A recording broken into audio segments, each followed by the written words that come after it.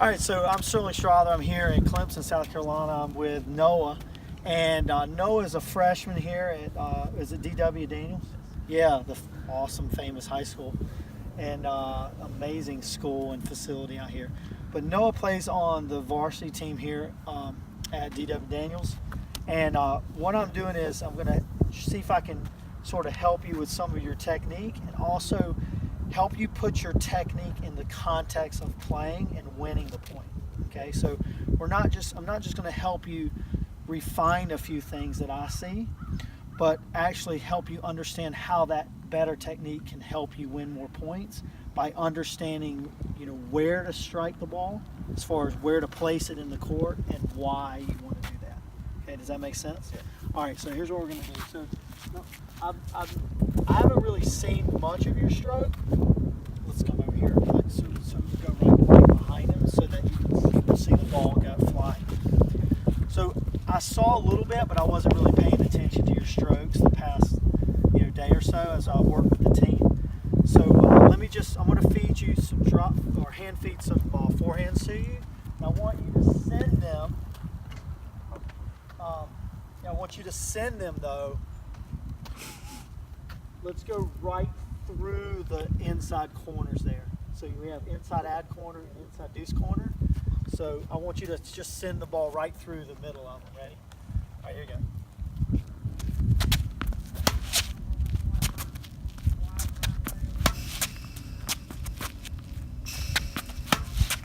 Come back to the middle. Here you go. Okay, good. All right, so right here. Ready? One time.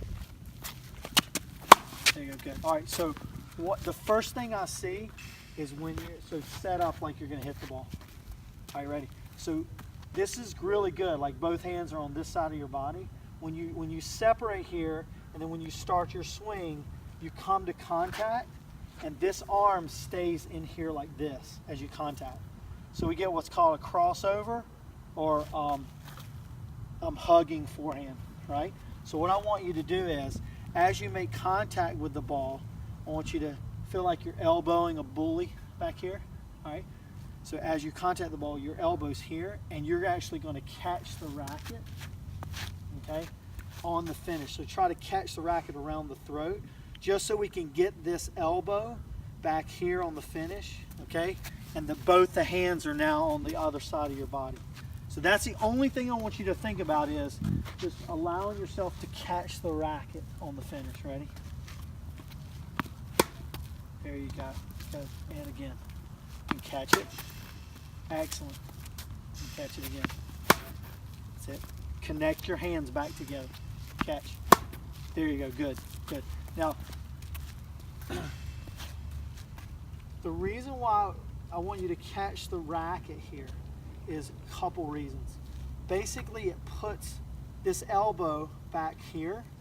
So what happens is your hip is able to come through and rotate through the shot. Whereas before, you were basically blocking the forehand. You were blocking the momentum of the swing, okay? And so your hip was staying back. See how it's back? And it's actually pointing more toward the camera here. And we want the hip to come through, and you want your belly button to point more toward the target, like that, okay? So what happens is, as you pull the left side, okay, the left arm out of the way, the hip can come through, okay? So same target between the two targets, okay? A couple more from this angle. There you go.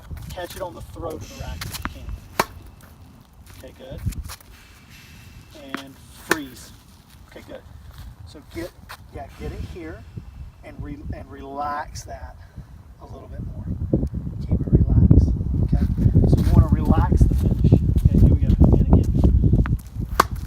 Hold your balance. Hold your balance. Okay. You see how when you finish here, see how your shoulders are level? And this shoulder, elbow, and wrist is level. So if I was going to take this racket away from you, I could set it there and it would be level. So you want your shoulders to be level, and you want this arm to be level, okay? And the shoulder, the back of the shoulder, this part of your arm is basically facing your target, okay? But all that will happen if you catch the racket and relax, okay? That's why my instructions to you are simple. Catch the racket and finish. Ready, here we go. Okay, do it again. And freeze.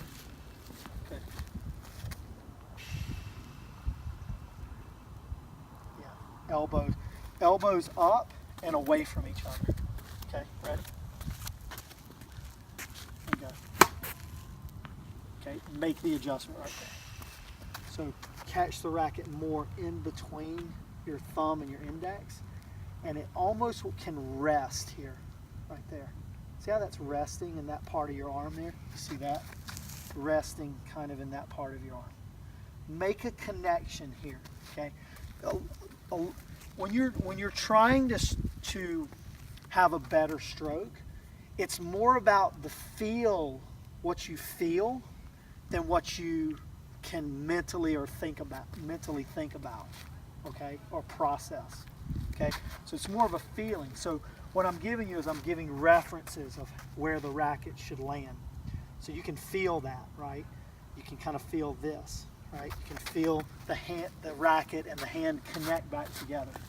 Okay, ready? There you go, nice. And again, and relax. Right, and then just, yeah, there you go, good, okay. All right.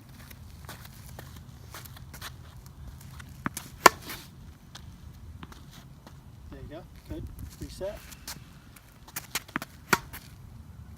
You feel that? That was like smooth through that, okay? Nice, yeah. You ever play golf? You ever play golf? Okay, good. Oh yeah, that's good rotation right there again. Okay, it's okay. So when you start to frame it or it doesn't hit it, you don't hit the ball clean, okay? That's almost always your eyes. So your eyes are going somewhere else, okay? All right. I want to check whether you're pure dextral or cross dextral. So I want to see which eye of yours is dominant. So let me have the racket here. I will put it down. Here's what I want to do. Step back a little bit. All right. Make a hole like this with your hands. Hold it out in front of you. Stretch your arms. Look through it with both eyes and find the ball with both eyes. Now close your left eye. Is it still there? Okay. Now open both eyes. Now close your right eye. Did it disappear? Okay, so with your left, when you closed your right eye, the ball disappeared. Okay, and then it appeared when you closed your left eye. That means you're right eye dominant and right arm, right hand. That means you're pure dextral. Okay, if you were left eye dominant and right-handed, that'd be cross dextral. Okay, and here's the difference in seeing the ball. Okay, we hear this a lot. Watch the ball, keep your eye on the ball. Okay, keep your eye on the ball. Doesn't make sense, does it? I got my eye on the ball, coach. Right? It's not a very good thing for coaches to say. Okay, we can say it better. So what I want you to think about is track the ball. Okay, see the ball as it comes in. Because you're pure dextral, you're right-handed and right eye dominant. Okay, so what I want you to think about is don't watch the ball all the way into your strings because you'll lose it because you're right eye dominant. If you were cross dextral, you'd look the ball all the way in. I want you to just, where'd you like to hit the ball? Out here in front. Keep your eyes here. Keep both your eyes, especially your right dominant eye, here, and then just keep your eyes there. Okay? Don't track it all the way in. Okay?